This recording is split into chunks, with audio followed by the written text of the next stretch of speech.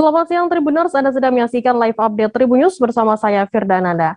Siang ini kan kami sajikan informasi terkini dan menarik untuk Anda yang dilaporkan secara langsung oleh reporter kami di lapangan. Dan inilah live update selengkapnya. Kita ke berita pertama, Saudara. Polda Sumut menjadwalkan pemanggilan 8 tersangka yang mengakibatkan tewasnya tahanan Kerangkeng Bupati Langkat nonaktif terbit rencana Perangin-Angin Jumat 25 Maret. Sebelumnya polisi telah melayangkan surat panggilan kepada para tersangka yang diduga kuat menyiksa tahanan hingga meregang nyawa. Namun demikian, polisi belum menangkap para tersangka ini. Informasi lebih lengkapnya akan disampaikan oleh rekan jurnalis kami dari Tribun Medan. Ada Freddy yang akan melaporkannya langsung dari sana. Silakan rekan Freddy, laporan Anda. Ya, halo Firda dan juga pemirsa. Jadi benar bahwa hari ini Polda Sumut itu memanggil 8 tersangka terkait kasus kerangkeng milik Bupati Langkat nonaktif terbit rencana Perangin-Angin. Jadi tadi para tersangka baru saja hadir sekitar 5 menit yang lalu, dan sebagian mereka masuk ke ruangan Direktorat Reserse Kriminal Umum, dan tadi ada satu tersangka lagi masuk ke ruang pemeriksaan Renakta Polda Sumut. Jadi tadi mereka didampingi oleh kuasa hukumnya satu orang, dan saat ini sedang berada di dalam, begitu Firda. Jadi pemeriksaan itu masih berlangsung ya, pemeriksaan beberapa tersangka begitu. Baik, terima kasih rekan jurnalis dari Tribun Medan, Freddy, atas laporan Anda. Selamat bertugas kembali. Kita beralih ke informasi selanjutnya, Saudara. EJZ, 32 tahun pria yang ditemukan tewas bersimbah darah dalam mobilnya di parkiran apartemen Grand Emerald, Kelapa Gading, Jakarta Utara, sempat terekam CCTV menunjukkan gelagat tidak biasa. Pria tersebut sempat berpindah-pindah parkiran serta mengambil paket mencurigakan sebelum akhirnya ditemukan tak bernyawa dalam mobil Daihatsu Xenia miliknya. Hasil penyelidikan sementara begitu pula berdasarkan rekaman CCTV, polisi telah mengumpulkan sejumlah fakta-fakta. Untuk mengetahui bagaimana update terkini dari kasus tersebut, kami sudah tersambung dengan jurnalis dari Tribun Jakarta, ada Gerald Leonardo yang akan melaporkannya langsung dari sana. Silakan rekan Gerald. Ya, selamat siang Firda dan juga Tribuners. Dapat saya laporkan bahwa memang pada Rabu malam tepatnya, aparat kepolisian dari Polsek Kelapa Gading mendapatkan laporan bahwa di apartemen Grand Emerald yang berada di wilayah Kelapa Gading, Jakarta Utara telah terjadi penemuan sesosok mayat pria yang ditemukan di dalam satu unit mobil yang terparkir di dalam parkiran P5 apartemen tersebut. Firda dan juga Tribuners, laporan ini disampaikan oleh istri dari pria yang ditemukan tak bernyawa itu, di mana sebelumnya istri dari pria yang bernama atau berinisial EJZ tersebut sempat curiga karena memang suaminya yang biasanya sudah pulang ke apartemen sekitar pukul-pukul sore hari, petang hari, namun ketika ditunggu berjam-jam tak kunjung datang dan masuk ke dalam apartemennya. Akhirnya istri dari EJZ ini memastikan kepada pihak security apartemen, dan dari pihak security menyatakan bahwa memang pada pukul 16.30 waktu Indonesia Barat pada hari Rabu kemarin itu, EJZ ternyata sudah masuk ke dalam parkiran dengan mengendarai mobil Daihatsu Xenia miliknya.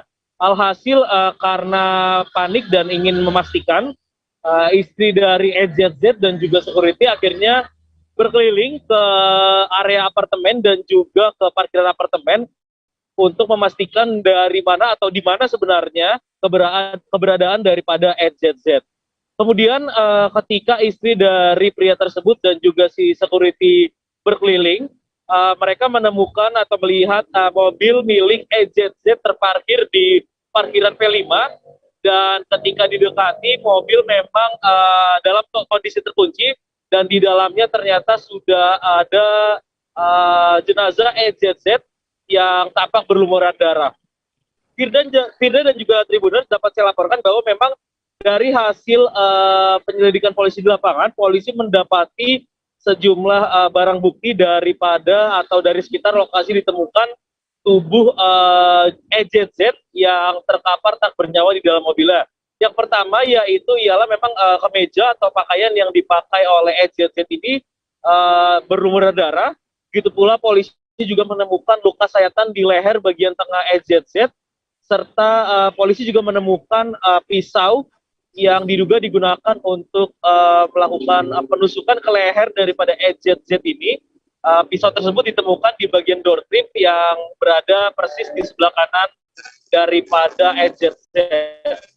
Selain itu juga Firda dan juga Tribuners dapat saya laporkan bahwa memang dari parkiran atau dari dekat parkiran P5, polisi juga mendapati barang bukti lainnya, yaitu bekas daripada natrium cyanida yang sebelumnya sempat terekam CCTV diambil oleh EZZ dalam terbungkus paket dari parkiran P2. Memang dalam rekaman CCTV yang berhasil didapatkan oleh aparat kepolisian, EZZ ini ketika sebelum ditemukan tewas di dalam mobilnya sempat berpindah-pindah parkiran sebelum akhirnya berhenti di parkiran P5.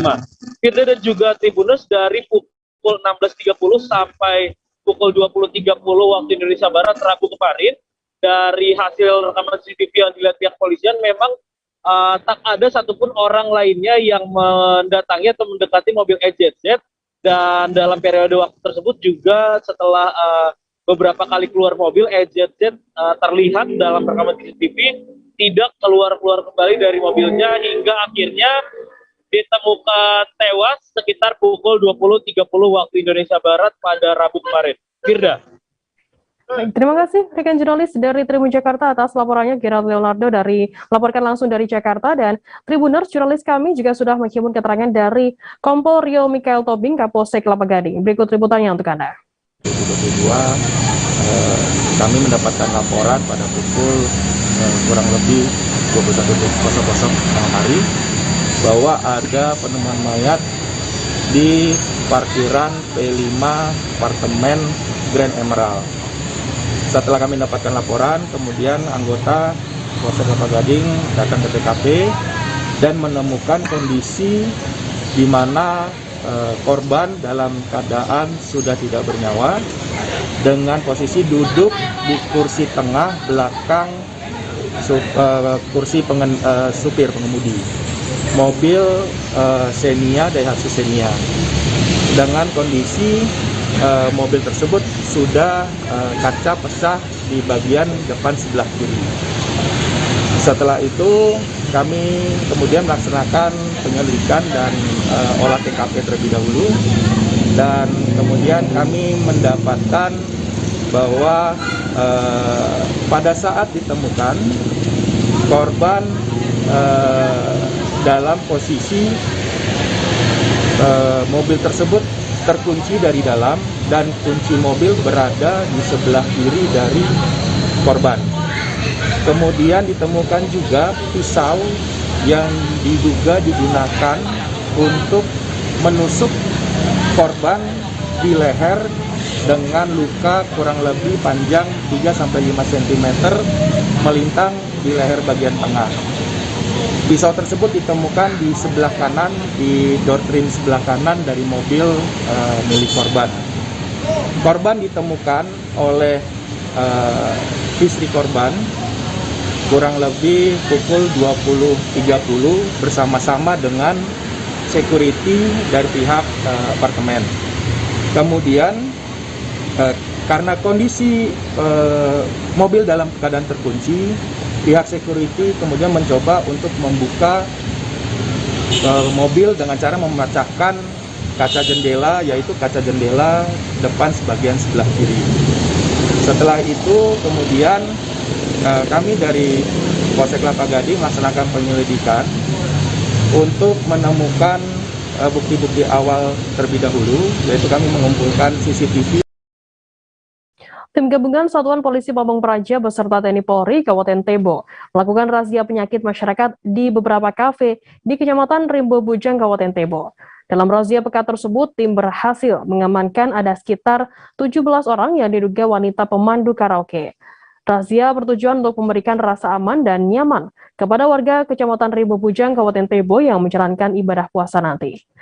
Informasi lebih lengkapnya akan disampaikan oleh rekan jurnalis kami dari Tribun Jambi, ada Sopianto yang akan melaporkannya. Silakan rekan Sopianto, laporan Anda. Oke, terima kasih rekan Firda dan Tribuners. Dapat saya laporkan tim gabungan Satuan Polisi Pamong Praja Satpol PP beserta TNI Polri Kabupaten Tebo melakukan razia penyakit masyarakat yang disingkat dengan Pekat di beberapa KP di Kecamatan Rimau Bujang, Kabupaten Tebo. Dalam razia Pekat tersebut, tim berhasil mengamankan ada sekitar 17 yang diduga pemandu karaoke. Razia bertujuan untuk memberikan rasa aman dan nyaman kepada warga Kecamatan Rimau Bujang, Kabupaten Tebo, yang sebentar lagi akan menjalankan ibadah puasa. Pada saat razia tersebut, Satpol PP menurunkan sebanyak 15 orang personil, sedangkan dari Polres Tebo ada 5 orang, TNI ada 2 orang personil. Pengamanan wanita penghibur dilakukan di beberapa tempat. Yang pertama di KP Ginting, KP ST, dan KP Topo di Kecamatan Rimau Bujang, Kabupaten Tebo. Dari 3 KP tersebut diamankan 17 wanita penghibur dianggap rawan penyakit masyarakat, yang juga dilakukan penertiban terhadap penjual minuman keras. Nah, salah satu wanita yang diamankan, Gigi, berasal dari Palembang, mengatakan dirinya baru sepekan berada di Kecamatan Rimau Bujang, Kabupaten Tebo. Nah, Gigi juga menjelaskan sebelumnya dirinya bekerja sebagai wanita penghibur di Dumai. Nah, ketika dirinya ditanya beberapa yang mendapat bayaran, diakuinya dia dibayar 50.000 per jam. Namun untuk penghasilan tambahan tergantung pria hidung belang yang membayarnya atau memberi saweran. Menurut keterangan dari yang dihimpun dari beberapa wanita yang diamankan, ia menjelaskan bahwa dirinya bukan berasal dari Kabupaten Tebo, namun ada beberapa daerah, mulai dari Palembang, Medan, Riau, hingga Dumai. Nah, Kepala Bidang Kabid Penegakan Peraturan Daerah Pol PP Kabupaten Tebo, M. Yani, saat dikonfirmasikan Kamis 3/2022 mengatakan razia dilakukan dalam rangka menyambut bulan suci Ramadan. Nah, untuk itu umat muslim bisa menjalankan ibadah puasa dengan tenang tanpa gangguan. Nah, dikatakan M. Yani, untuk mengantisipasi peredaran minuman keras dan petasan, Satpol PP Kabupaten Tebo perlu melakukan patroli di seluruh kecamatan yang ada di Kabupaten Tebo. Nah, kegiatan ini bertujuan untuk menjaga situasi yang kondusif, nyaman bagi masyarakat, khususnya di Kabupaten Tebo menjelang bulan puasa. Begitu rekan Pilka. Baik, terima kasih rekan jurnalis dari Tribun Jambi, Sopianto, atas laporannya. Selamat bertugas kembali. Dan tadi Tribuners, Sopianto juga sudah menghimpun keterangan dari Muhammad Yani, Kabid Penegak Peraturan Daerah Kabupaten Tebo. Berikut liputannya untuk Anda. Assalamualaikum warahmatullahi wabarakatuh. Terima kasih. Adapun kegiatan kami pada malam hari ini adalah penegakan perda. Yang pertama, Perda Kabupaten Tebo nomor 7 tahun 2003 tentang larangan pembuatan tuna susila. Yang kedua, penegakan Perda Kabupaten Tebo nomor 2 tahun 2013 tentang penanggulangan minuman keras. Yang ketiga, Perda nomor 3 tahun 2013 tentang tertibun ketertiban umum. Nah, selanjutnya kita adalah surat tugas dari Kasat Satpol PP bergabung dengan tim dari Kapolres 5 orang, dari TNI 2 orang, dari Satpol PP 15 orang. Jadi yang malam tadi itu yang terjaring itu melanggar perda yang mana, Bang? Dari 3 perda itu? Kalau dari 3 perda, pertama termasuk perda miras, yang kedua tuna sosial, karena banyak dari rekan-rekan itu sudah melewati batas dalam rangka tempat-tempat hiburan remang-remang, warung remang-remang tadi. Ya. Berapa orang Bang yang kita? Jumlah yang hasil dari giat kami 17 orang dari Bang, 3 KP. Berapa TKP Bang? 3 KP. 3 KP ya? KP mana aja Bang? 1 KP Ginting, yang kedua KP Topo, yang 3 KP SG. Itu Rimau Bujang semua? Rimau Bujang semua, sementara Rimau Bujang semua. 17 itu wanita semua? Wanita semua. Pemilik KP ada yang kita bawa Bang? Untuk sementara pemilik KP cuma kita ambil identitasnya, kemudian pada hari ini kami suruh menghadap untuk konfirmasi tentang pertanggungjawabannya tentang tempat penyediaan tempat hiburan tersebut. Nah, dengan menggunakan KP ini Bang, dengan ini ada pelanggaran, apakah ada denda atau pemilik KP? Kita nanti sesuai dengan aturan yang ada yang terdapat di Kabupaten Tebo, kalau memang itu mengacu kepada denda, tetap kita denda. Kemudian terhadap yang anak-anak pelanggar ini nanti mungkin untuk lebih awal, angka awal kami mungkin sebatas teguran atau Rumah 2 tingkat tak berpenghuni di Jalan Raya Tanjung Kelayang, Desa Air Saga, Kecamatan Tanjung Pandan, Kabupaten Belitung terbakar pada Kamis 24 Maret. Rumah tersebut berukuran cukup besar, berdinding putih dan dikelilingi pagar permanen. Tak diketahui pasti apa penyebab kebakaran rumah yang cukup besar tersebut. Warga yang mengetahui munculnya api di rumah tersebut langsung melaporkan kejadian ini pada petugas BPBD dan pemadam kebakaran Kabupaten Belitung. Informasi lebih lengkapnya akan disampaikan oleh rekan jurnalis kami dari Pos Belitung, ada Disa Aryan yang akan melaporkannya. Silakan rekan Disa, laporan Anda. Baik, Tribuners, betul sekali Firda, bisa dilaporkan bahwa rumah berukuran cukup besar berdinding putih dan dikelilingi oleh pagar permanen berada di Jalan Raya Tanjung Kelayang di Desa Air Saga, Tanjung Pandan, Belitung, Kamis 24 Maret 2022 sekitar pukul 00.30 ataupun dini hari mengalami kebakaran. Tidak diketahui pasti apa penyebab kebakaran tersebut, namun kobaran api sempat membumbung tinggi hingga ke bagian atap rumah. Kondisi rumah berlantai 2 itu dalam keadaan kosong alias tidak ada penghuni. Warga yang mengetahui munculnya api di rumah tersebut langsung melapor kejadian ini ke BPBD dan Damkar Kabupaten Belitung. Berselang sekitar 30 menit setelah berada di lokasi, petugas Damkar dibantu Polsek Tanjung Pandan dan Polres Belitung maksud kami berhasil memadamkan kobaran api yang sempat membesar. Dan RU1 Damkar BPBD dan Kabupaten Belitung Muhammad Husin mengaku tidak mengetahui pasti pemicu dari kebakaran itu. Saat petugas tiba di lokasi, kondisi kobaran api sudah membesar. Dalam pemadaman kebakaran ini, pihak BPBD ataupun Damkar juga mengerahkan 2 unit mobil damkar untuk memadamkan api. Tidak ada kendala dalam pemadaman api tersebut, namun kondisi yang gelap membuat petugas pemadam kebakaran harus melihat sisa-sisa api yang masih menyala dengan menggunakan senter handphone. Sementara itu dari Polsek Tanjung Pandan, Kapolsek Tanjung Pandan, Kompol Iman Teguh Prasetyo mengaku belum bisa memastikan penyebab kebakaran rumah kosong tersebut karena masih dalam tahap penyelidikan. Demikian Firda. Baik, terima kasih rekan jurnalis dari Pos Belitung di Sarian di atas laporannya mengenai kebakaran di sana. Dan tadi Tribuners, jurnalis kami juga sudah menghimpun keterangan dari Muhammad Husin dan RU1 Damkar dan BPBD Belitung. Berikut liputannya untuk Anda. Untuk kejadian ini Bang, kira-kira jam berapa Bang? 5 laporan jam 12 kurang 10 menit. 5 laporan dari di pos berdasarkan laporan dari Bapak Suwarti.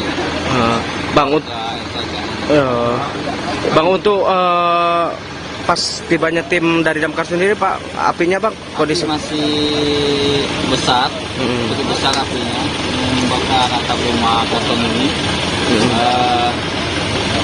Dan anggota langsung melakukan penyemprotan. Bang, untuk penyebab sendiri Bang sejauh ini Bang?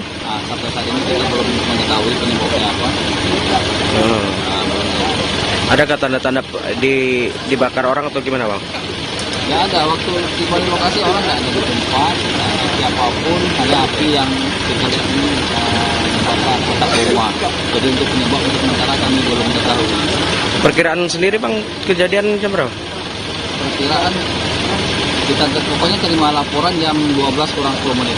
Untuk perkiraan kejadian kurang tahu jam berapa. Proses pemadaman sendiri berapa lama? Kurang 30 menit. Kendalanya Bang, pemadam sendiri? Nggak ada sih kendala. Oh. Untuk personil berapa yang diturunkan Bang sama armada? Armada kita terjunkan 2 unit. Untuk anggota 14 anggota ditambah anggota RC di UGD. Bang, Abang sendiri ke Ketua Regu 3 Bang? Iya betul. Ketua Regu 3, SIN Bang ya? Iya. Biasa Bang. Pemerintah pusat kembali menerapkan kebijakan terbaru mengenai ketentuan perjalanan seperti halnya bagi pelaku perjalanan luar negeri atau PPLN. Aturan karantina bagi PPLN kini tak lagi diberlakukan di sejumlah bandara internasional ataupun di sejumlah pelabuhan lintas batas laut di Indonesia. Artinya setiap PPLN yang tiba di Indonesia tak lagi diharuskan menjalani karantina, namun masih disyaratkan untuk menjalani tes swab COVID-19. Informasi lebih lengkapnya akan disampaikan oleh rekan jurnalis kami. Dari Tribun Kaltara ada Maulana Ilham Faudi yang akan melaporkannya langsung dari sana. Silakan rekan Faudi, laporan Anda. Baik, rekan Firda dapat dilaporkan bahwa pada hari Rabu kemarin pihak pemerintah pusat memutuskan untuk tidak lagi mewajibkan karantina bagi para pelaku perjalanan luar negeri atau PPLN. Artinya PPLN tidak lagi diwajibkan untuk karantina setibanya di Indonesia. Namun khusus untuk di wilayah Kaltara yang berbatasan dengan Malaysia, khususnya untuk para pelaku perjalanan luar negeri dari pekerja migran Indonesia atau PMI, pihak Satgas COVID-19 Kaltara memastikan bahwa tiap PMI yang nantinya tiba di Indonesia, khususnya di pelabuhan lintas batas laut di Nunukan, nantinya tetap harus diwajibkan menjalani tes swab, baik itu antigen ataupun PCR. Ini dilakukan untuk memastikan para PMI yang tiba di Indonesia di Nunukan ini bebas dari COVID-19. Pihak Satgas COVID-19 juga memastikan nantinya bila nantinya ada PMI yang terpapar COVID-19 akan menjalani tes karantina untuk beberapa hari, lalu akan menjalani tes PCR. Sehingga nantinya para PMI ini setibanya di Indonesia itu sudah tidak lagi terpapar COVID-19. Selain itu, pihak Satgas COVID memastikan bahwasanya bila para PMI yang tiba di Nunukan ini nantinya akan dilakukan tes swab antigen itu di lokasi atau di tempat di pelabuhan. Kendati para PMI itu membawa surat keterangan bebas COVID-19 dari Malaysia atau negara asalnya, namun tes COVID-19 tetap dilakukan di lokasi ataupun di pelabuhan. Demikian rekan Firda laporannya. Baik, terima kasih rekan jurnalis dari Tribun Kaltara Maulana Ilham Faudi atas laporannya. Selamat bertugas kembali. Tribuners, selesai jeda kami akan kembali dengan informasi menarik lainnya. Tetaplah di Live Update. Oke, apa kabar Bang Arif di sini untuk strateginya? Ya, kalau saya sendiri di Jumip 37 ini yang semalam baru mulai, saya udah sebenarnya aku nggak ngerasa itu penangkapan atau penggerbegan atau apapun itu, karena gini loh, posisinya aku kriteria. Jadi kita mengenal disebut dengan stroke yang tidak berdarah dengan stroke yang berdarah.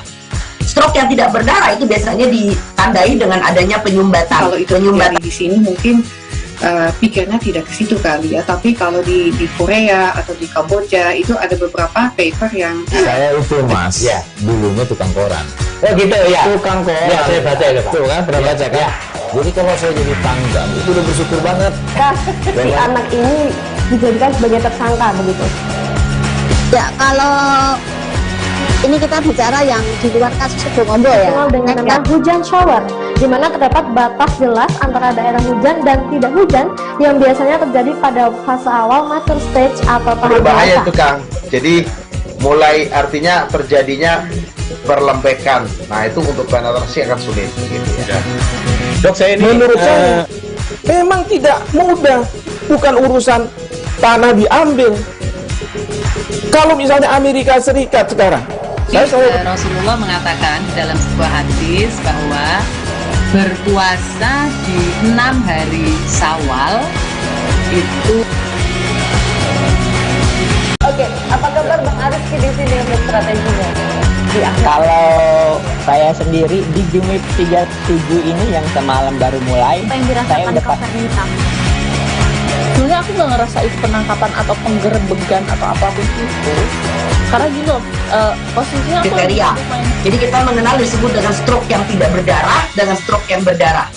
Stroke yang tidak berdarah itu biasanya ditandai dengan adanya penyumbatan. Kalau itu penyumbatan di sini mungkin pikirnya tidak ke situ kali ya, tapi kalau di Korea atau di Kamboja itu ada beberapa paper yang saya itu mas, ya dulunya tukang koran. Oh gitu ya, tukang koran. Ya saya baca ya Pak. Tuh kan pernah baca kan? Ya. Jadi kalau saya jadi tanggam itu udah bersyukur banget. Si anak ini dijadikan sebagai tersangka begitu.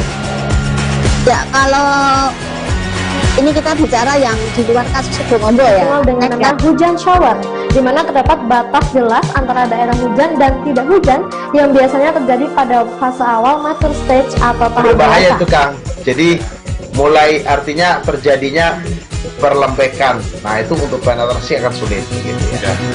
Dok, saya ini menurut saya memang tidak mudah, bukan urusan tanah diambil. Kalau misalnya Amerika Serikat sekarang, Rasulullah mengatakan dalam sebuah hadis bahwa berpuasa di 6 hari Syawal itu. Oke, apa kabar Bang Arief di sini untuk strateginya? Kalau saya sendiri di Jumit 37 ini yang semalam baru mulai, saya udah Sebenarnya aku nggak ngerasa itu penangkapan atau penggerbegan atau apapun itu, karena gini loh, posisinya aku Kriteria. Jadi kita mengenal disebut dengan stroke yang tidak berdarah dengan stroke yang berdarah.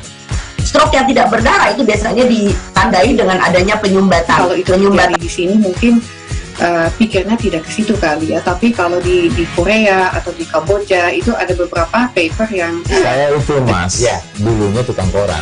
Oh gitu ya, tukang koran. Ya saya baca itu Pak. Tuh kan pernah baca kan? Ya.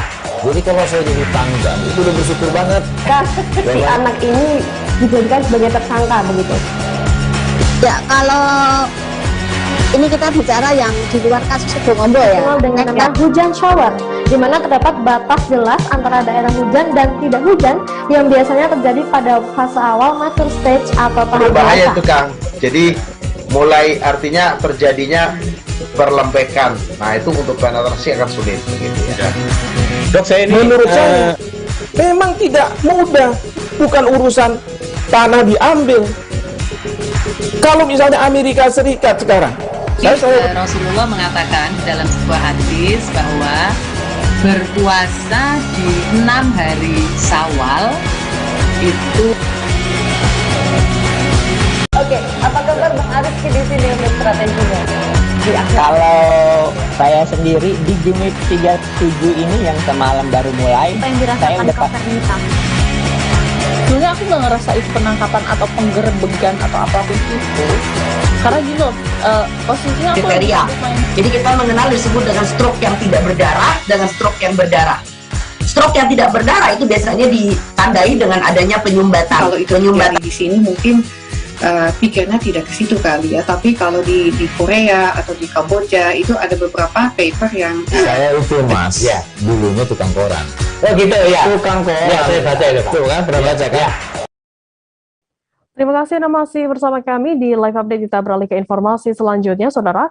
Pihak pemerintah Kota Serang mengeluarkan kebijakan mengenai aktivitas masyarakat selama Ramadan dan Idul Fitri 1443 Hijriah. Upaya pengaturan aktivitas masyarakat tersebut tercantum di Peraturan Daerah atau Perda Kota Serang Nomor 2 Tahun 2010.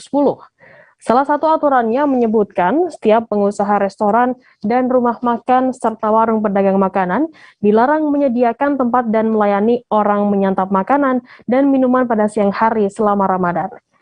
Untuk mengetahui informasi lebih lengkapnya terkait hal ini akan disampaikan oleh rekan jurnalis kami dari Tribun Banten, ada Milda Niati yang akan melaporkannya. Silakan rekan Milda. Ya baik rekan Firda, terima kasih. Jadi berdasarkan informasi dari Asisten Daerah 1 Subagio, Pemerintah Kota Serang, bahwasanya Pemerintah Kota Serang rencananya akan menerapkan Peraturan Daerah Nomor 2 Tahun 2010 terkait dengan peraturan selama bulan suci Ramadan. Selain itu juga pihaknya juga masih menunggu terkait ketentuan-ketentuan lainnya mengenai pelaksanaan bulan suci Ramadan itu sendiri. Selain itu juga berdasarkan hasil rapat dari Halakoh Ulama dan Umaro di Kota Serang sendiri, beberapa poinnya diantaranya yaitu pihak pemerintah Kota Serang berencananya akan menerapkan tarawih berjamaah sesuai dengan anjuran pemerintah pusat. Selain itu juga terkait dengan keputusan berikutnya, pemerintah Kota Serang masih menunggu untuk melakukan rapat forum komunikasi pimpinan daerah, begitu rekan Firda. Selain itu juga untuk mengantisipasi adanya pengumpulan zakat, pihak pemerintah Kota Serang juga telah mengupayakan beberapa masjid yang ada di Kota Serang untuk disediakan UPZ yang ada di masjid-masjid tersebut untuk memudahkan masyarakat sekitar dalam menyalurkan zakatnya, begitu rekan Firda. Baik, terima kasih rekan jurnalis dari Tribun Banten, Wilda, atas laporannya. Selamat bertugas kembali. Kita beralih ke informasi selanjutnya, Saudara. Beberapa lahan milik warga di Kecamatan Sepaku, Kabupaten Penajam Pasir Utara atau PPU, Provinsi Kalimantan Timur dipasang pelang. Pelang berwarna kuning dan merah yang tercantum dari Kementerian Lingkungan Hidup dan Kehutanan atau KLHK memuat pemberitahuan kawasan yang ditandai masuk kawasan budidaya kehutanan atau KBK dan kawasan inti pusat pemerintahan atau KIPP Ibu Kota Negara Nusantara.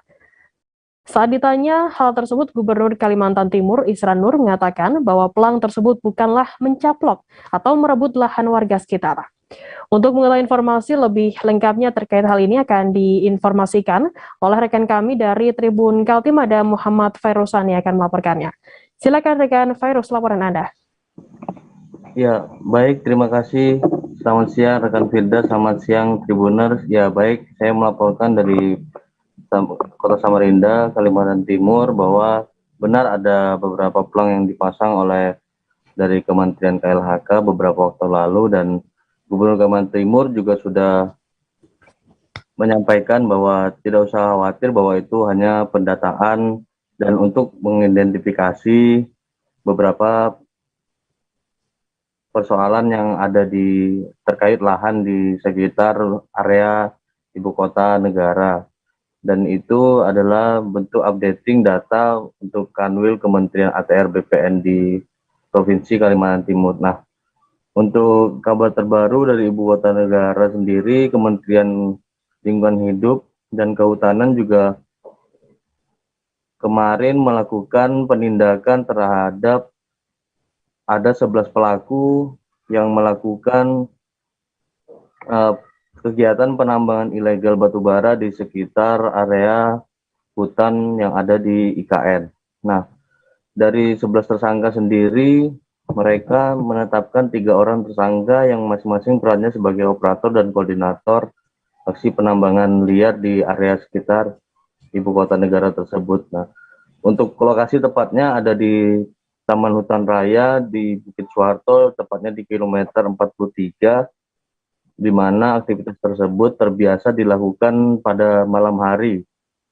Nah, pada malam hari, tepatnya Senin, pukul 12 malam 00 waktu Indonesia Tengah, tim penindakan gabungan dari Gakum KLHK Republik Indonesia bergabung dengan Balai Gakum Wilayah Kalimantan melakukan penindakan dan menyita beberapa alat berat serta ada beberapa catatan terkait aktivitas illegal mining tersebut.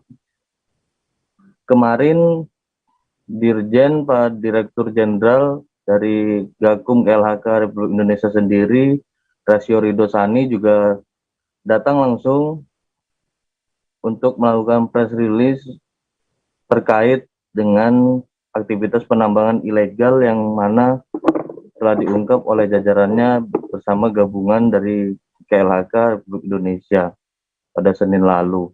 Nah, untuk beberapa barang bukti yang telah disita sendiri, yakni ada beberapa alat berat, ada 1 dump truck, 1 mobil operasional yang digunakan untuk ke lokasi oleh para pelaku, serta ada beberapa bukti adanya kegiatan coal getting yang mana batu bara tersebut telah dikeruk dari tanah yang dilakukan pengerukan.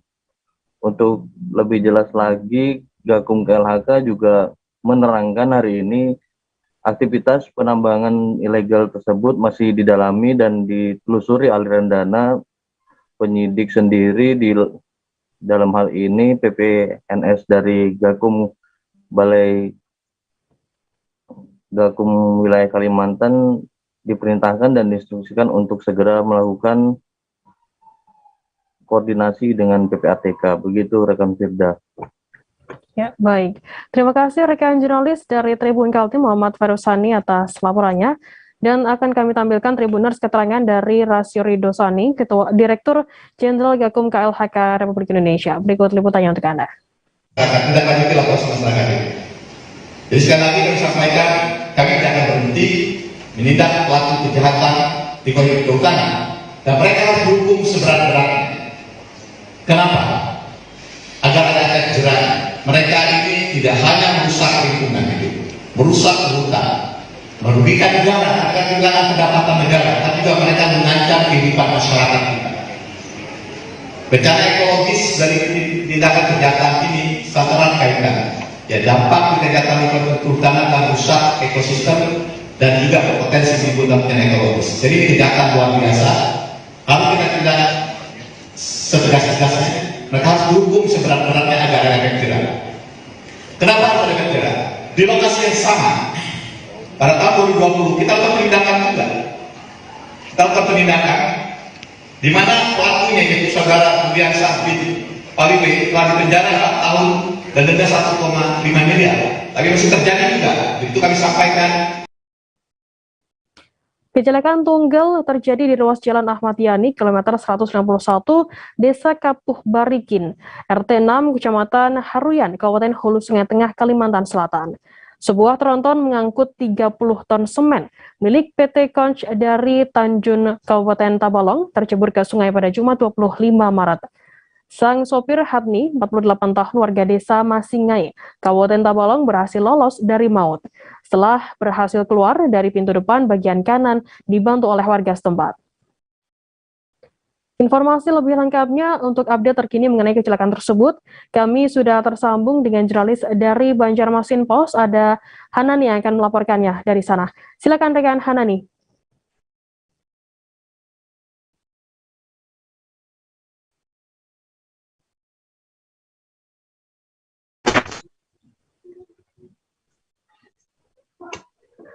Ya, terima kasih rekan Firda.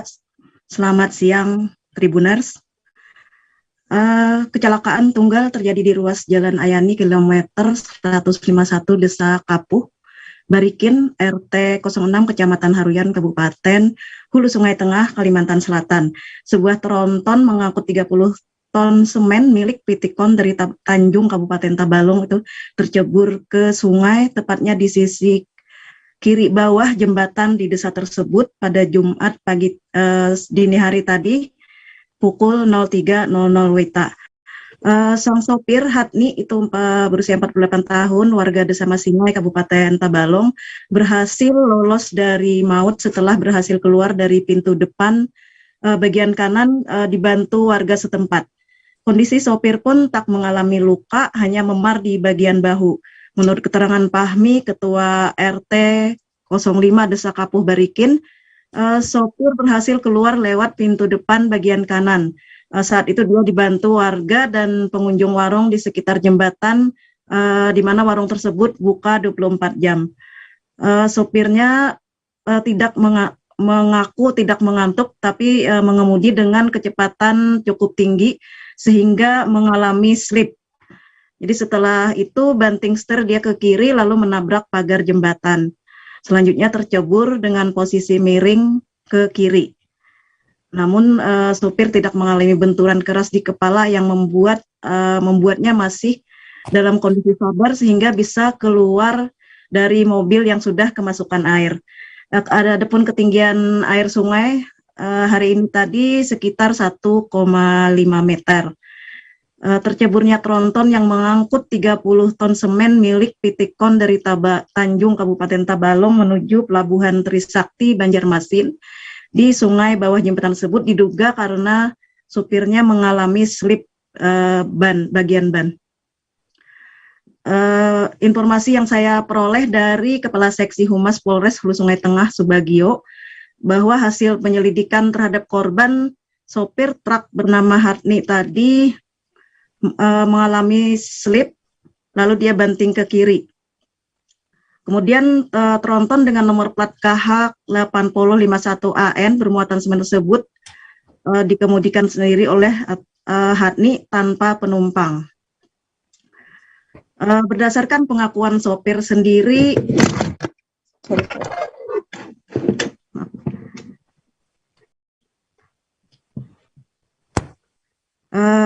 sekian Hanani. Ya, bentar. Sebagian ada untuk pengakuan sopir tadi, dia yang ikut melakukan evakuasi saat mengemudi dia tidak mengalami kondisi mengantuk, namun dia mengemudi dengan kecepatan cukup tinggi di jalan. Setelah karena kondisi jalan sendiri saat itu diguyur hujan deras. Habis diguyur hujan deras maksud saya. Akibat kecelakaan tersebut, jaringan pipa milik PDAM Hulu Sungai Tengah, instalasi Kota Kecamatan Haruyan itu juga mengalami patah dan suplai air bersih terganggu. Sebagian ada yang mati total dan sebagian lagi tetap mengalir namun tidak deras.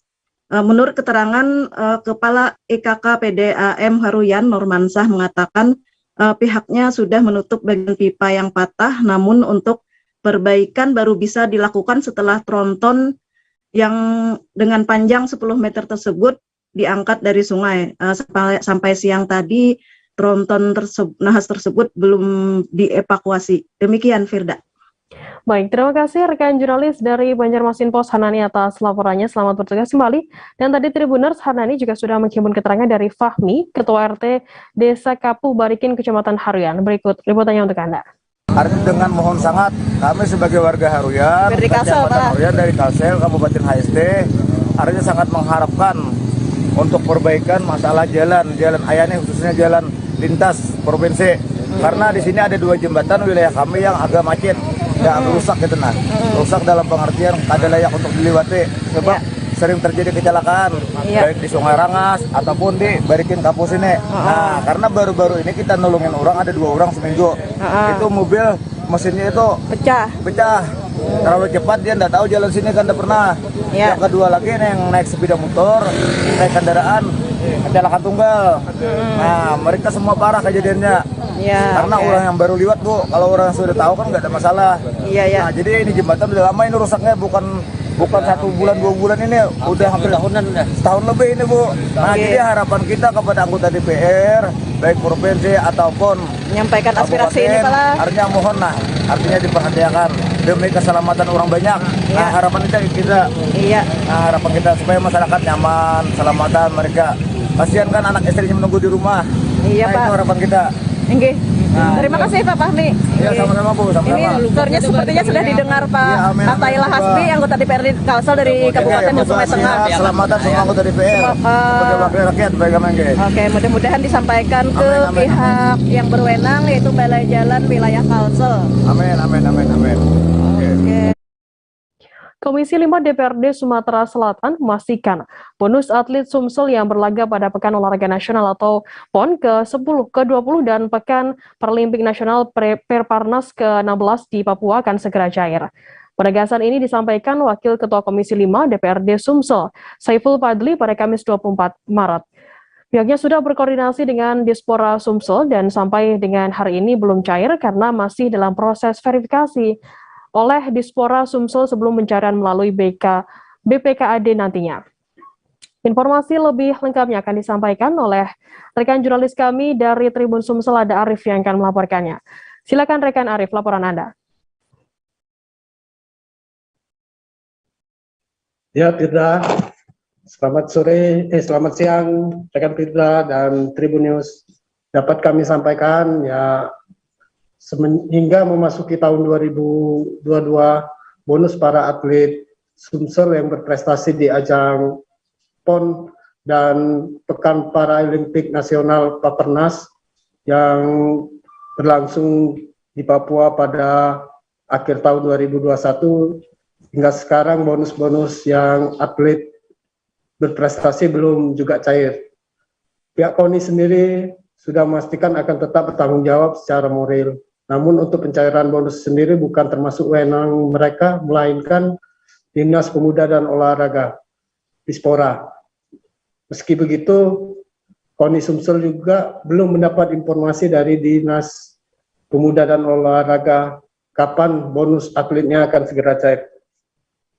Kita dari awal sendiri, Pak Gubernur Sumatera Selatan Herman Deru sudah memastikan dan menjanjikan akan memberikan bonus sebesar 300 juta kepada atlet yang meraih medali emas. Sedangkan turunannya sekitar 200 sampai 100 juta, kayak gitu rekan Firda. Dan pada hasilnya di PON Papua kemarin untuk kontingen Sumatera Selatan memperoleh medali 8 medali emas, 4 medali perak dan 17 perunggu. Nah, dari hasil itu yang pasti peringkat prestasi atlet Sumsel yang berlaga di PON Papua melebihi dari target yang ditetapkan KONI Sumsel, sehingga otomatis bonus yang diberikan juga melebihi yang dari kuota yang disediakan, sehingga untuk itu mereka masih menyiapkan dana-dana talangan kayak gitu, rekan Firda. Dan menyikapi itu sendiri, Komisi 5 DPRD Sumsel memastikan bonus atlet itu akan segera cair. Namun sekarang ini masih dalam proses verifikasi administrasi oleh pihak Dinas Pemuda dan Olahraga Dispora Sumsel. Begitu rekan Firda. Baik, terima kasih rekan jurnalis dari Tribun Sumsel Arif atas laporannya tadi. Dan akan kami tampilkan Tribuners wawancara yang tadi sudah dihimpun oleh Arif dari Saiful Padli, Wakil Ketua Komisi 5 DPRD Sumsel. Berikut liputannya untuk Anda. Baik, Assalamualaikum Tribun News dimanapun berada. Pertama ya, terkait dengan bonus PON ini, kami baru berkoordinasi dengan kawan-kawan dari Dinas Pemuda dan Olahraga Provinsi Sumatera Selatan. Sampai dengan hari ini memang belum cair ya, karena lagi dalam proses pencairan. Jadi pencairan itu ada di BPKAD, diusulkan oleh Dispora. Nah, alokasi anggaran yang kemarin diketok palu itu di angka 9 miliar lebih kurang untuk bonus PON dan Paralimpik ini ya. Nah, ternyata di hasil dari PON kemarin ya, kita di Sumatera Selatan mendapatkan medali yang jumlahnya lebih dari alokasi yang tersedia. Artinya bertambah medali dan posisi Sumsel juga bertambah peringkatnya, sehingga perolehan medali juga bertambah. Sehingga alokasi anggaran yang tersedia ini tidak mencukupi dengan jumlah bonus untuk para atlet ini. Maka ini juga akan dilakukan pencairan secara bertahap. Di tahap awal sedang dalam proses, ini lebih kurang 9 miliar. Dinas Pemuda dan Olahraga Provinsi Sumatera Selatan ini sedang dalam proses tahap pencairan. Artinya sekarang ini sedang diverifikasi data baik dari PON maupun dari Paralimpik yang kemarin di Papua. Nah, sehingga setelah proses verifikasi data ini, informasi yang kami dapatkan dari Dispora, ini dana ini insya Allah akan segera dicairkan. Dan kami pastikan, kami di Komisi 5 akan mengawal agar para atlet yang sudah dijanjikan bonus ini mendapatkan haknya. Pemerintah Kabupaten Wajo berencana mengundang penceramah Ustadz Firanda Andirja pada puncak perayaan Hari Jadi Wajo ke-623 pada 29 Maret mendatang. Namun rencana Pemkab Wajo mendatangkan Ustadz Firanda menuai penolakan dari sejumlah ormas Islam di Kabupaten Wajo. Informasi lebih lengkapnya akan disampaikan oleh rekan jurnalis kami dari Tribun Timur, ada Hardian Syah Abdi yang akan melaporkannya. Silakan rekan Abdi, laporan Anda.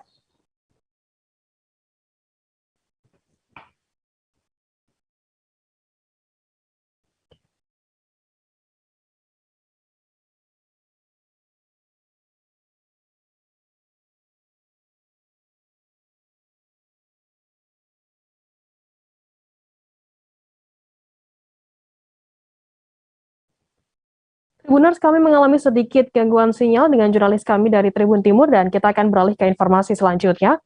Seorang pemuda warga desa Pagutan, Kecamatan Manyaran, Wonogiri, meninggal dunia seusai mengalami kecelakaan pada Rabu 23 Maret malam.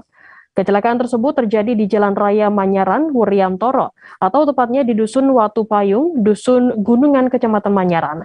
Kasat Lantas Polres Wonogiri AKP Marwanto mengatakan, pemuda tersebut berinisial IS, 20 tahun mengalami kecelakaan dengan kendaraan tidak dikenal. Informasi lebih lengkapnya akan disampaikan oleh rekan jurnalis kami dari Tribun Solo, ada Erlangga Bima Sakti akan melaporkannya. Silakan rekan Bima, laporan Anda. Ya, siap. Selamat siang Tribuners, selamat siang Firda. Untuk kecelakaan tabrak lari kemarin di Manyaran, Jalan Raya Manyaran Mentaro itu terjadi pada Rabu malam, jadi sekitar pukul 21. Jadi saat itu pemuda bernama ISP, warga Desa Pabutan, Kecamatan Manyaran itu sedang berjalan dari arah Wuryantoro menuju Manyaran. Jadi dari arah barat menuju arah timur. Saat itu korban mengendarai sepeda motornya CB 150R dengan plat nomor B3789 FRE. Sementara untuk kendaraan lain yang terlibat dengan kecelakaan dengannya itu tidak diketahui. Jadi saat si korban ini hendak mendahului, jadi kendaraan yang tidak diketahui yang terlibat kecelakaan itu di depannya, dan si korban ini ingin mendahului. Jadi ketika mengambil dari sisi kanan itu oleng dan terjatuh ke sebelah kiri sehingga terjadi kecelakaan. Jadi kemungkinan itu terlindas dari kendaraan yang tidak dikenal itu.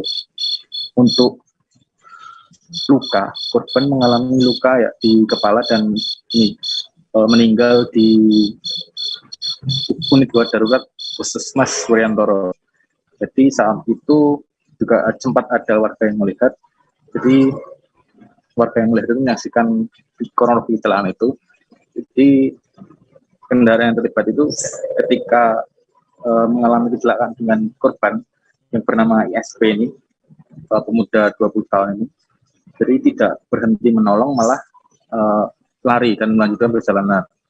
Untuk sampai saat ini polisi Kasatlantas Polres Wonogiri Akbp Marwanto masih melakukan penyelidikan terkait kasus tersebut. Jadi untuk kendaraan yang terlibat kecelakaan ini masih dalam penyelidikan dan pengejaran. Begitu, bisa. Baik, terima kasih rekan jurnalis dari Tribun Solo Erlangga Bima Sakti atas laporannya. Selamat bertugas kembali. Kita beralih ke informasi selanjutnya, Saudara. Pemerintah Kabupaten Wajo berencana mengundang penceramah Ustadz Firanda Andirja pada puncak perayaan Hari Jadi Wajo yang ke-623 pada 29 Maret mendatang. Namun rencana Pemkab Wajo mendatangkan Ustadz Firanda menuai penolakan dari sejumlah ormas Islam di Kabupaten Wajo. Informasi lebih lengkapnya akan disampaikan oleh rekan jurnalis kami dari Tribun Timur, ada Hardiansyah Abdi Gunawan yang akan melaporkannya. Silakan rekan Hardiansyah. Baik, bahwa memang betul saat ini pemerintah Kabupaten Wajo melalui kecaman dari berbagai organisasi masyarakat khususnya ormas Islam yang ada di Kabupaten Wajo terkait rencananya untuk mendatangkan Ustadz Firanda Andirja pada puncak perayaan Hari Jadi Wajo ke-623 pada 29 Maret 2020 mendatang. Penolakan itu terjadi bagi kalangan, termasuk salah satunya dari pondok pesantren tertua yang ada di Sulawesi Selatan, yakni Pondok Pesantren Asyidiyah. Kita juga datang dari Nahdlatul Ulama atau NU, bahkan organisasi atau badan otonom dari Borneo di juga menolak kedatangan Ustadz Firanda Andirja ini. Alasannya bahwa penolakan ini dasari bahwa Ustadz Firanda Andirja ini adalah salah satu penceramah yang cukup kontroversial, dan muatan ceramah-ceramahnya kerap kali menuai polemik dan sangat bertentangan dengan apa yang diyakini oleh masyarakat yang ada di Kabupaten Wajo, yang masyarakat Kabupaten Wajo yang memang dikenal sebagai kota santai itu.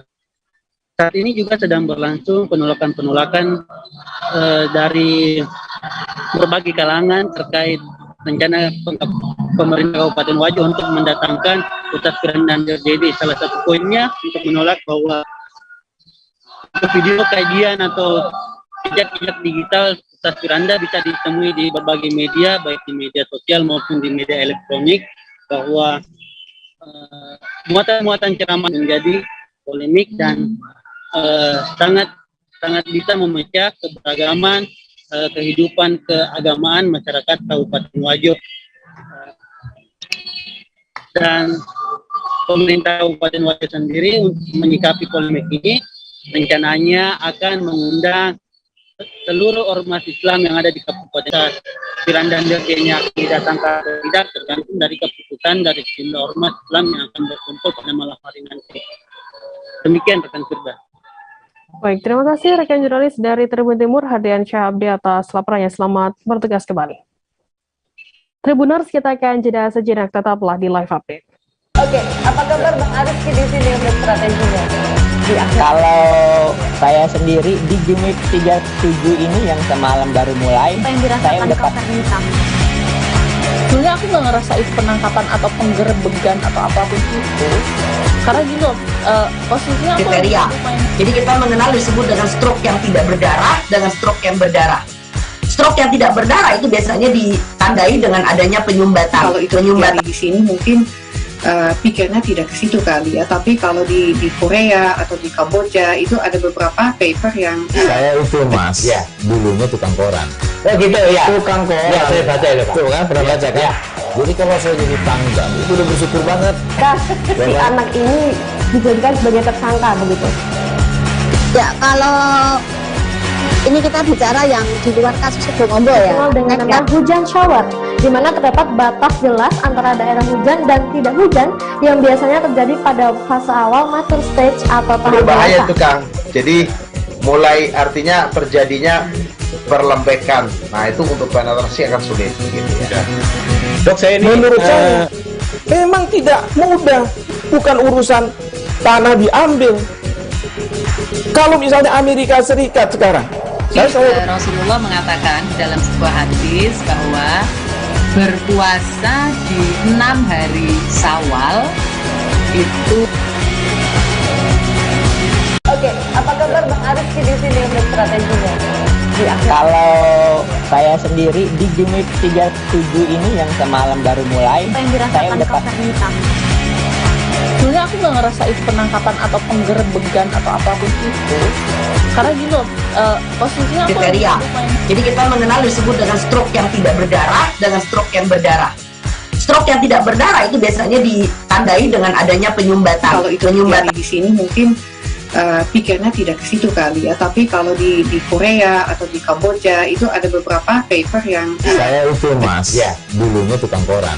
Oh gitu ya, tukang koran ya, saya baca ya Pak. Tuh kan pernah baca kan ya. Jadi kalau saya jadi pangdam itu udah bersyukur banget.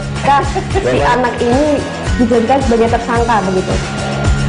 Ya kalau ini kita bicara yang di luar kasus Sibolombo ya. Dengan nama hujan shower, di mana terdapat batas jelas antara daerah hujan dan tidak hujan yang biasanya terjadi pada fase awal mature stage atau tahap berbahaya dewasa. itu Kang.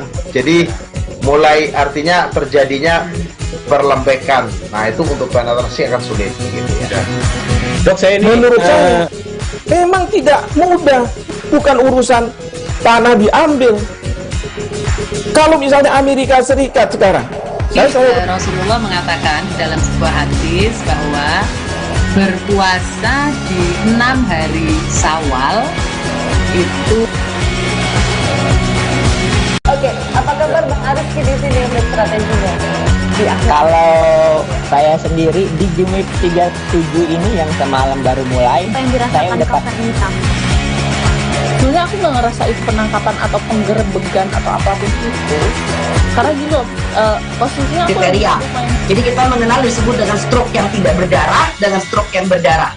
Stroke yang tidak berdarah itu biasanya ditandai dengan adanya penyumbatan. Kalau itu terjadi di sini mungkin pikirnya tidak ke situ kali ya, tapi kalau di Korea atau di Kamboja itu ada beberapa paper yang saya itu mas ya dulunya tukang koran. Oh gitu ya, tukang koran ya, saya baca ya Pak. Tuh kan pernah baca kan ya. Jadi kalau saya jadi pangdam itu udah bersyukur banget. Si anak ini dijadikan sebagai tersangka begitu. Ya kalau ini kita bicara yang di luar kasus Sibolombo ya. Dengan nama hujan shower, di mana terdapat batas jelas antara daerah hujan dan tidak hujan yang biasanya terjadi pada fase awal mature stage atau tahap berbahaya dewasa. itu Kang.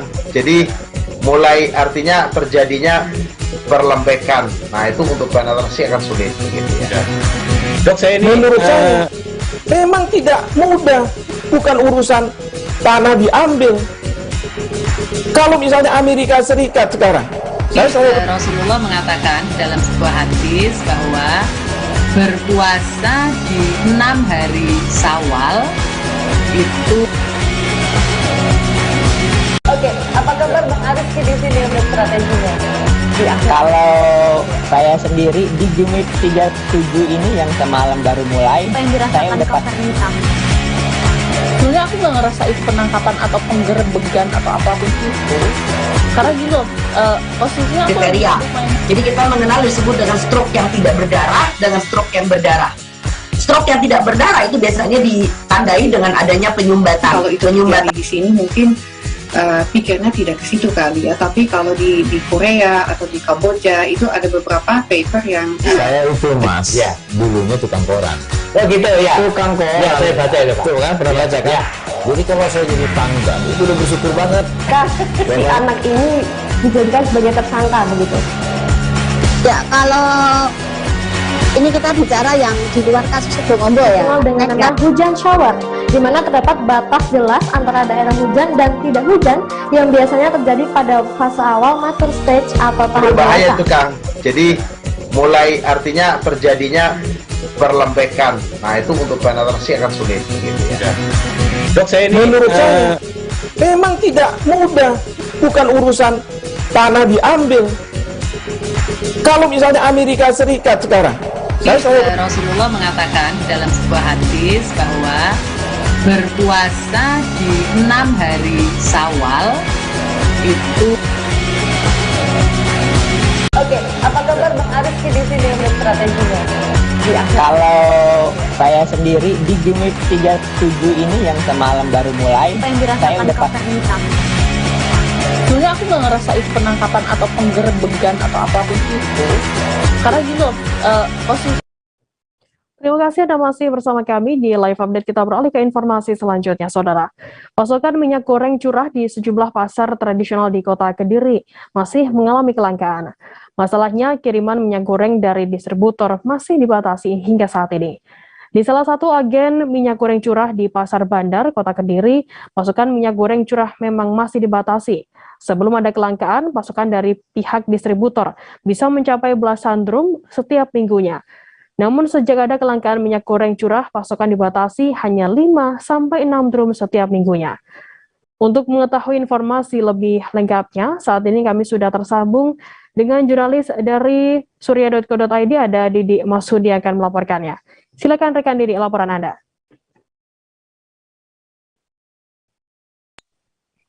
Sejak terjadi kelangkaan minyak goreng, pasokan minyak goreng curah ini yang banyak dibutuhkan oleh pedagang kaki lima dan masyarakat ini ternyata masih mengalami kelangkaan. Menurut penjelasan salah satu agen di Pasar Bandar, biasanya sebelum terjadi kelangkaan, setiap minggunya itu mendapatkan pasokan minyak goreng antara 15 sampai 18 drum per minggunya. Masing-masing drum berisi 200 liter minyak goreng. Namun semenjak terjadi kelangkaan minyak goreng termasuk minyak goreng curah, distribusi minyak goreng dari pihak distributor itu memang sangat dibatasi. Jadi rata-rata setiap minggu mereka hanya dapat kiriman 5 drum saja, 5-6 drum. Bahkan tidak hanya setiap minggu, kadang-kadang pengirimannya molor hanya terjadi pada 10 hari sekali. Jadi dalam sebulan itu hanya dipasok 3 kali dan setiap pasokan itu hanya dibatasi 5-6 drum. Dan ini sangat kurang sekali karena dalam kondisi normal itu setiap bulan itu 18 drum minyak goreng curah yang dijual di Pasar Bandar itu sudah habis dalam waktu 2-3 hari. Namun semenjak terjadi kelangkaan, begitu kiriman minyak goreng datang, itu hanya butuh waktu hanya 1-2 hari sudah habis. Dan dari penjelasan pihak agen, mereka menjualnya antara 14.000 sampai 15.000 per liter. Nah, dan ini memang sangat dibutuhkan ini minyak goreng curah ini bagi kalangan pedagang kaki lima dan masyarakat warung-warung yang ada di Kota Kediri. Untuk menjaga distribusi ini sebenarnya pihak aparat kepolisian telah melakukan semacam pemantauan gitu ya di beberapa pasar tradisional dan toko-toko. Nah, dari hasil pemantauan yang dilakukan aparat kepolisian bahwa pasokan minyak goreng curah ini memang ya sangat terbatas sekali sehingga masih belum mencukupi.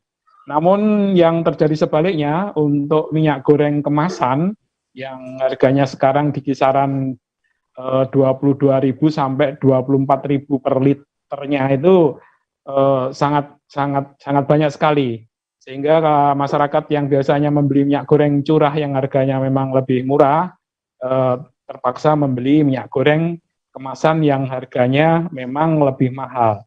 Demikian, Firda. Baik, terima kasih rekan jurnalis dari surya.co.id, Didi Masudi atas laporannya. Selamat bertugas kembali. Dan tadi Tribuners, jurnalis kami juga sudah menghimpun keterangan dari Kasenan, agen minyak goreng curah di Pasar Bandar Kota Kediri, dan juga Kapolsek Mojoroto Kota Kediri, Kompol Muklason. Berikut liputannya untuk Anda. Masih langka. Dapat jatah berapa Pak ini Pak? Saya kemarin dapat 5 dream. 5 dream. Ya. Itu per hari apa dikirim? Seminggu sekali? Oh, enggak pasti Pak. Kadang-kadang 10 hari. Kadang-kadang barusan ini 1 minggu sudah dikirim lagi. Tapi 5 dream itu kalau keadaan begini. Jatahnya ya 5 dream itu ya? Ya. Kalau enggak normal Pak itu. Kalau normal ya sampai 18 15 dream. Oh, gitu. Ya. Berapa Pak per liternya jenengan beli terus kemudian dijual? Ada yang 14. Kan kalau 1 liter itu kan enggak ada 1 kilo tuh Pak. Jadi kalau dibayar per kiloan itu kadang-kadang saya naikin 500. Belinya juga segitu ya? Berarti lebih dari di bawah harga ketentuan pemerintah Pak ya? Kan 14.000. Oh enggak. Kalau belinya enggak sampai. Gitu. Jualnya 14 berapa? 500? 15 pernah. Oh, itu. Terus sekarang benar-benar langka Pak ini? Oh langka, benar-benar langka. Langka ya. Mendapatkan kirimannya dari mana? Sama pedagang. Dan kalau harga di pasar tradisional seperti apa? Gimana? Harga yang di pasar tradisional gimana? Nah, harga di pasar tradisional itu tadi saya cek ada yang 14.000, ada yang 17.000, ada yang 15.000. Mungkin yang dari distributor langsung ya hanya mungkin ambil untungan 500 sampai 1.000. Kalau dari distributor mungkin 13.000, 500 mereka jual 14.000 sampai 15.000. Kalau yang curah berapa dan harganya ke pasar tadi? Untuk pasokan di pasar-pasar. Nah itu di pasar-pasar itu memang dari distributor itu yang berlangganan. Artinya sudah ada agen-agen yang dituju dari distributor. Jadi nanti yang tidak masuk agennya distributor biasanya tidak dikasih, sehingga mereka mencari di tempat lain. Dan kalau sidak ini apakah antisipasi untuk adanya penimbunan atau seperti apa sebetulnya? Karena kita cek ini supaya tidak terjadi ada penimbunan ataupun pedagang ataupun distributor yang nakal, artinya tidak dijual, disimpan. Nah, kita cek kalau nanti di pasaran itu ada atau tidak ada kemana itu. Sedangkan di toko-toko ini kadang tinggal sedikit, maka kita cek gudang-gudang juga. Kalau memang ada, ya harus segera dijual, artinya tidak disimpan. Perusahaan Umum Badan Urusan Logistik Kantor Wilayah Provinsi Sulawesi Tenggara atau Perum Bulog Kanwil Sultra bekerja sama dengan Fakultas Ekonomi dan Bisnis Universitas Haluoleo Kendari. Dekan FEB UHO Kendari, Profesor Dr. Haji Arifuddin mengatakan, penandatanganan kerjasama ini merupakan tindak lanjut dari MOU sebelumnya antara UHO bersama Bulog Sultra beberapa waktu lalu. Informasi lebih lengkapnya akan disampaikan oleh rekan jurnalis kami dari Tribun News Sultra, ada Husni Husen yang akan melaporkannya langsung dari sana. Silakan rekan Husni, laporan Anda. Ya, baik. Terima kasih, Firdab. Baik, betul memang Firdab, kemarin telah terjadi penandatanganan MOU yang dilakukan oleh Fakultas Ekonomi dan Bisnis atau FEB Universitas Haluoleo tepatnya di gedung perkuliahan Fakultas Ekonomi dan Bisnis Universitas Haluoleo pada hari Kamis tanggal 14 Maret kemarin 2022 yang bekerja sama dengan Perum Bulog Kantor Wilayah Sulawesi Tenggara. Nah, dalam penandatanganan MOU ini senada dengan apa yang disampaikan oleh Dekan Fakultas Ekonomi dan Bisnis Universitas Haluoleo Kendari dan juga Ketua, maksud kami Kepala Perum Bulog Kantor Wilayah Sulawesi Tenggara, yaitu penandatanganan ini merupakan tindak lanjuti dari penandatanganan sebelumnya yang dilakukan oleh Perum Bulog bersama Universitas Halu Oleo yang ditandatangani langsung oleh Rektor Universitas Halu Oleo. Kemudian dalam Perum Bulog ini di dalam sesi wawancara Dekan Fakultas Ekonomi dan Bisnis Universitas Halu Oleo juga Kepala Perum Bulog Sulawesi Tenggara mengatakan bahwa memang penandatanganan ini menguntungkan bagi Perum Bulog dan juga Fakultas Ekonomi dan Bisnis, yakni kedua belah pihak seperti itu. Dari sisi Perum Bulog yaitu pendistribusian bagi ASN aparatur sipil negara di lingkup Sulawesi Tenggara dapat terpenuhi dan bisa mencapai target dari apa yang ditargetkan oleh Pemprov Sulawesi Tenggara. Begitu pula dengan apa yang diterima oleh dari Fakultas Ekonomi dan Bisnis, yaitu dengan adanya tanda tanganan bersama Perum Bulog ini, ASN di lingkup Fakultas Ekonomi dan Bisnis Universitas Halu Oleo dapat mendapatkan berbagai komoditi yang memang harga jualnya lebih murah daripada harga jual di pasaran. Kemudian lebih lanjut, usai dari kegiatan penandatanganan MOU ini, Perum Bulog Sultra menggelar kuliah umum yang membahas soal kelangkaan minyak yang terjadi di Sulawesi Tenggara beberapa pekan terakhir. Demikian rekan Firda yang dapat saya informasikan. Baik, terima kasih rekan jurnalis dari Tribun News Ultra, Husni Husin atas laporan Anda. Selamat bertugas kembali. Kita beralih ke informasi selanjutnya, Saudara. Minyak goreng curah mulai langka di Kabupaten Polewali Mandar, Sulawesi Barat. Sejumlah pedagang di pasar tradisional, toko maupun agen di wilayah ini mulai kehabisan stoknya. Akibat kondisi tersebut, para pedagang terpaksa tidak menjual minyak goreng curah. Informasi lebih lengkapnya akan disampaikan oleh rekan jurnalis kami dari Tribun Sulbar, ada Hasan Basri yang akan melaporkannya langsung dari sana. Silakan rekan Hasan, laporan Anda. Ya, benar sekali bahwa memang beberapa hari terakhir ini minyak curah di pasar di Kabupaten Polewali Mandar ini memang sulit didapatkan karena alasan dari pengakuan sejumlah pedagang ini sudah beberapa hari ini, bahkan 3 hari kalau nggak salah, pengakuannya tidak mendapatkan pasokan dari distributor. Para pedagang belum mengetahui alasan sehingga distributor tidak menyuplai stok atau pasokan minyak curah ini. Namun mulai stok ini tidak ada semenjak pasca pencabutan harga eceran tertinggi oleh pemerintah. Sementara ini juga dikeluhkan sejumlah warga karena apalagi menjelang memasuki bulan suci Ramadan. Dari penjelasan Dinas Perdagangan Kabupaten Polewali Mandar sendiri, setelah kami konfirmasi bahwa pasokan minyak curah ini kosong di sejumlah pasar Kabupaten Polewali Mandar ini akibat tertahan di distributor. Dan Dinas Perindustrian dan Perdagangan Kabupaten Polewali Mandar berjanji akan melakukan koordinasi dengan pihak distributor ini terkait upaya untuk mengantisipasi kelangkaan stok minyak curah di Kabupaten Polewali Mandar ini. Begitu, Firda. Baik, terima kasih rekan jurnalis dari Tribun Sulbar, Hasan Basri atas laporannya. Selamat bertugas kembali. Kita beralih ke informasi selanjutnya, Saudara. Pelaksanaan rapat pemilihan Komisi Pelayanan Pria atau kaum Bapak PKB Sinode Gemim dipimpin langsung Gubernur Sulut Oli Dondo Kambai yang juga Ketua Umum Panitia Pemilihan BPMS, BIPRA, dan Lansia Sinode Gemim. Kegiatan tersebut berlangsung di GOR Kompleks Stadion Dua Saudara Manembo Nembo Bitung. Sebelum pelaksanaan pemilihan berlangsung, ibadah yang dipimpin oleh Sekretaris Umum Badan Pekerja Majelis Sinode Gemim, Pendeta Evert Tangel. Dan hingga informasi lebih lengkapnya akan disampaikan oleh rekan jurnalis kami dari Tribun Manado, ada Christian Wayongkiri yang akan melaporkannya. Silakan rekan Christian, laporan Anda.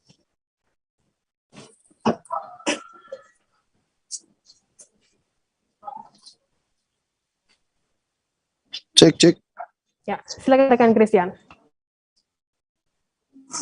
Oke, baik. Selamat siang Tribuners dan rekan Firda dan rekan-rekan yang ada di studio.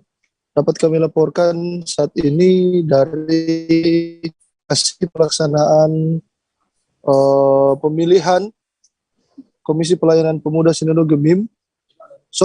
Dari lokasi pelaksanaan rapat pemilihan Komisi Pelayanan Pria Kaum Bapa Sinode Gemim yang berlangsung di Kompleks Gelanggang Olahraga Stadion Dosudara Manembo, Kota Bitung, Sulawesi Utara.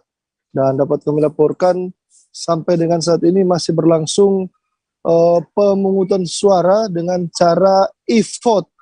Jadi seribu lebih peserta yang hadir dalam rapat pemilihan Komisi Pelayanan Pria Kaum Bapa Sinode Gemim ini melakukan pemilihan dengan cara e-vote, memilih 13 orang dalam struktur kepengurusan Komisi PKB Sinode Gemim periode 2022-2027. Kemudian setelah memilih lewat e-vote, mereka memasukkannya dalam kotak suara yang sudah disiapkan oleh panitia pelaksana Tribuners dan Firda. Dan dalam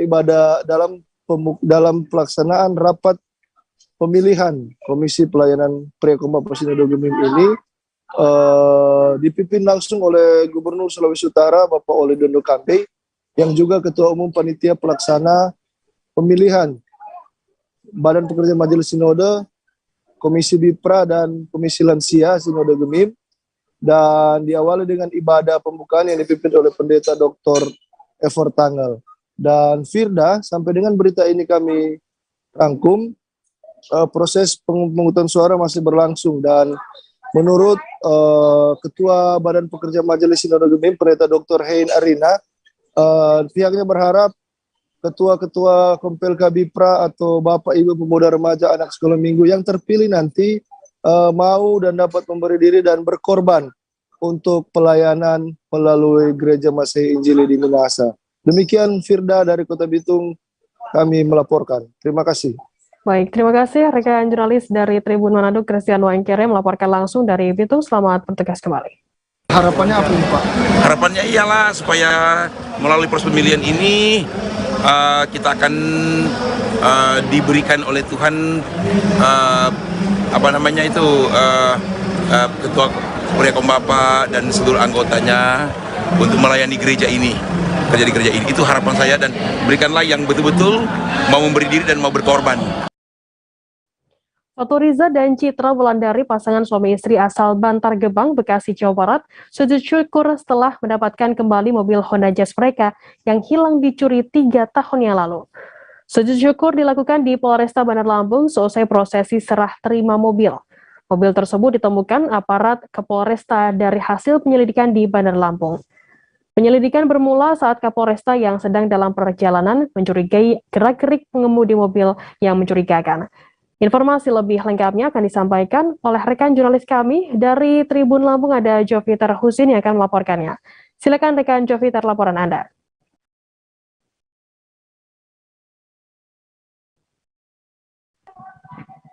Baik Firda, untuk berita ini sendiri bisa saya sampaikan bahwa untuk kejadian pencurian mobil tersebut terjadi pada tahun 2019 silam.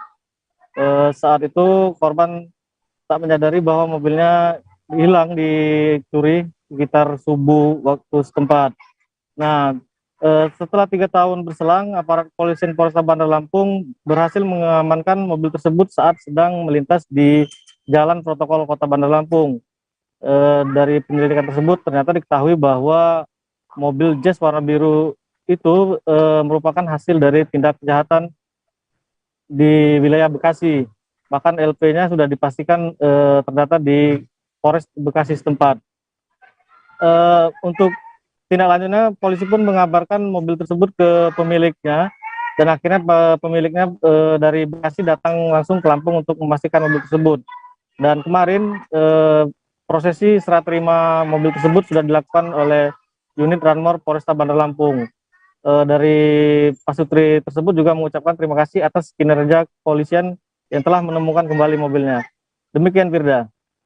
Baik, terima kasih rekan jurnalis dari Tribun Lampung, Jovitar Husin atas laporannya, dan akan kami tampilkan Tribuners wawancara dari Ibtu Saidi Kanitranmor Polresta Bandar Lampung. Berikut liputannya untuk Anda.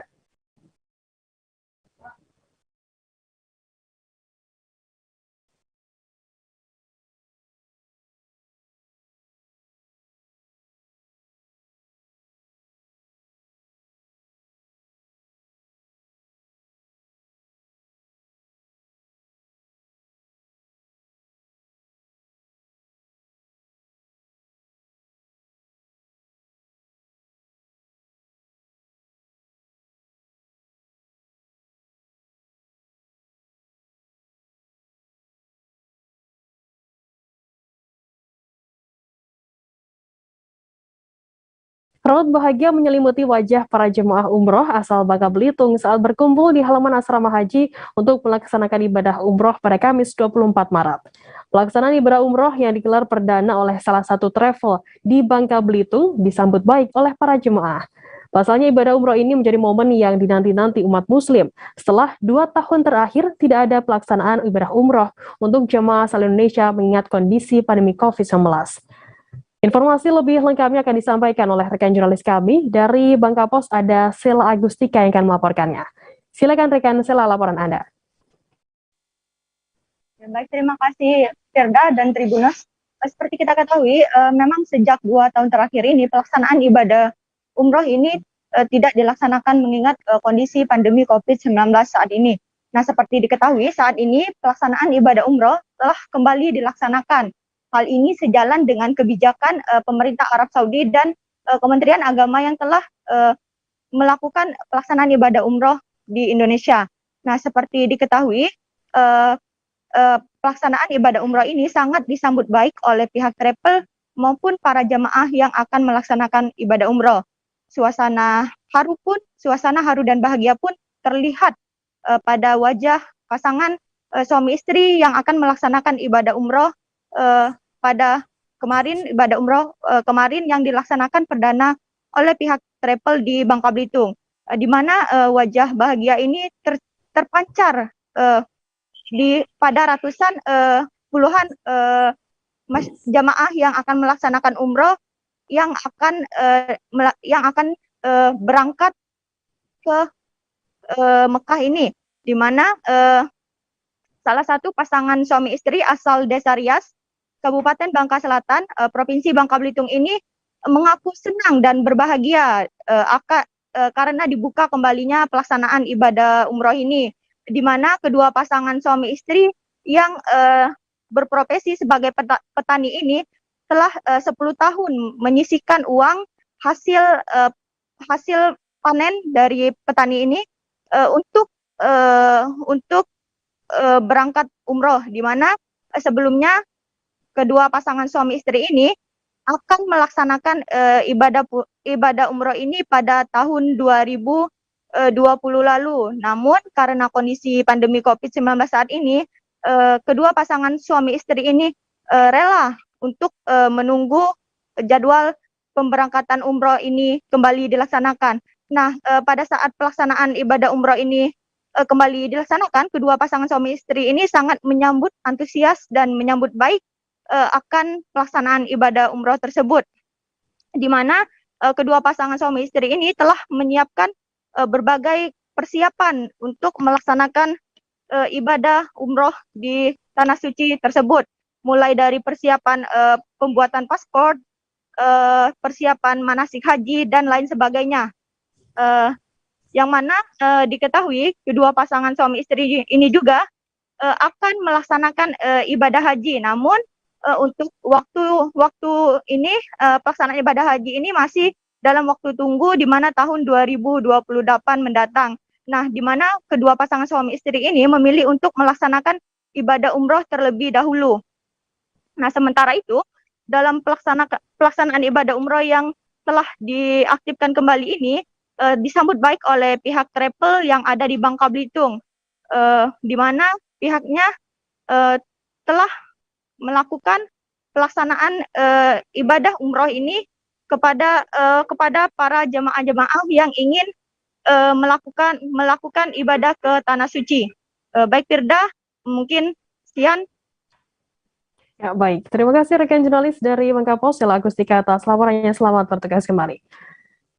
Kita beralih ke informasi selanjutnya, Saudara. Pengendara menuju Muara 2, Pulau Beringin atau sebaliknya perlu waspada.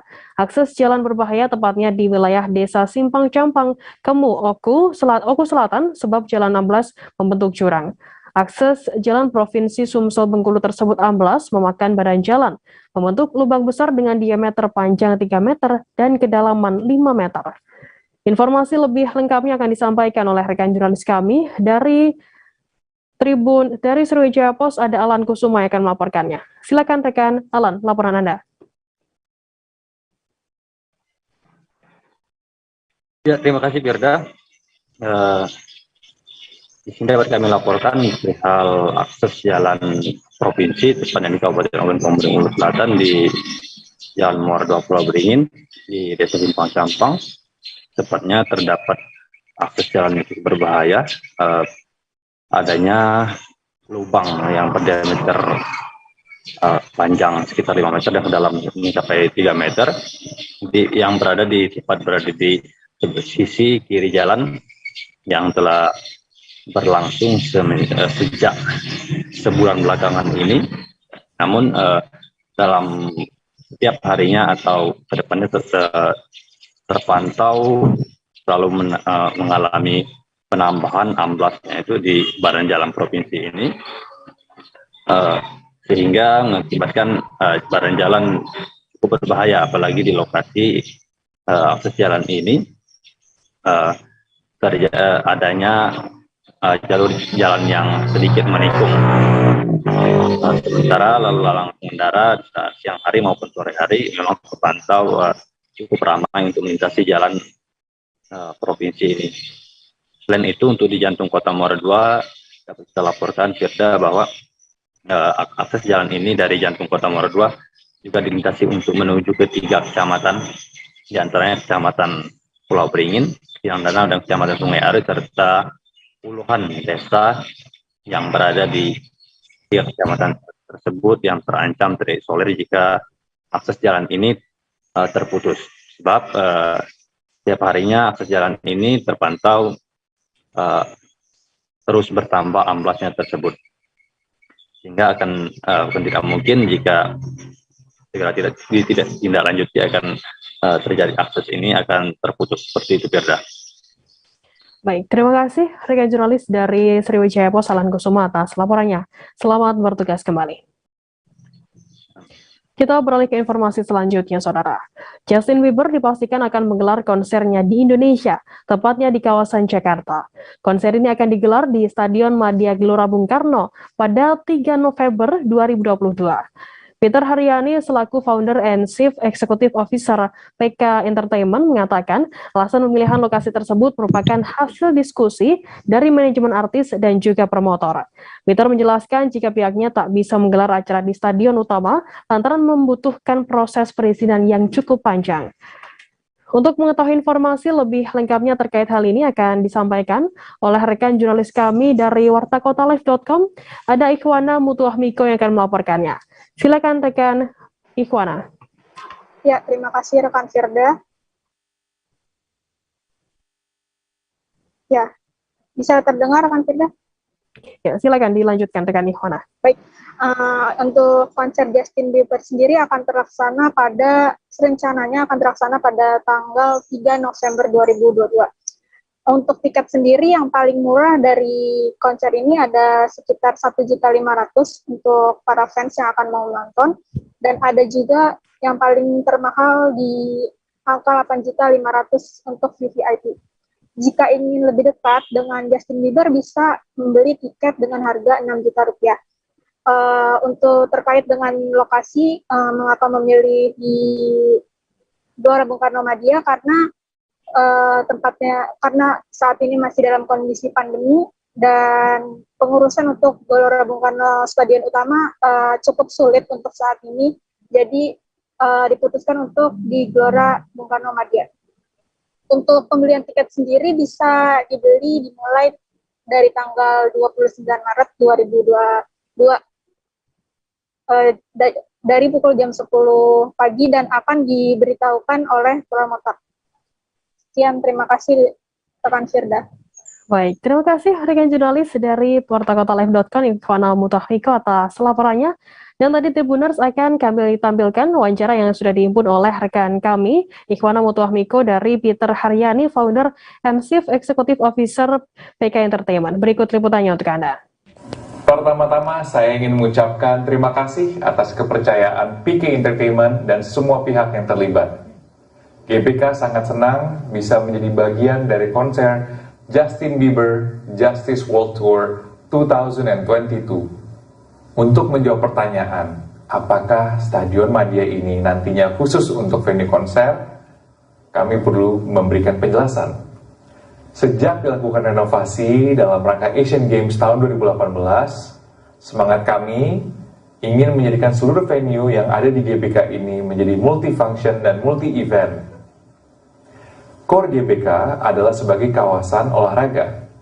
Namun, sebagai layanan publik, kami juga dituntut untuk adaptif dan siap menghadirkan berbagai layanan masyarakat sesuai dengan kebutuhan dan aktivitas. Seperti salah satunya di bidang entertainment, untuk musik, fashion, seni, budaya, dan lain-lain. Jadi, bisa kita katakan bahwa GBK ini sangat siap untuk berbagai kegiatan masyarakat. Venue di GBK sudah banyak dipercaya menjadi bagian sejarah dari event-event besar, internasional, baik olahraga maupun non-olahraga. Venue yang menjadi primadona untuk penyelenggaraan musik adalah Stadion Utama, Istora, Stadion Madia, Stadion Tenis Indoor. Semuanya memiliki kelebihan masing-masing. Poin plus kawasan GBK untuk venue konser adalah kawasan kami berada di pusat kota. Didukung dengan fasilitas penunjang seperti hotel, pusat perbelanjaan, dan berbagai transportasi umum yang mempermudah akses bagi para pengunjungnya, serta tentu lengkapnya area lahan parkir yang luas dan menyebar.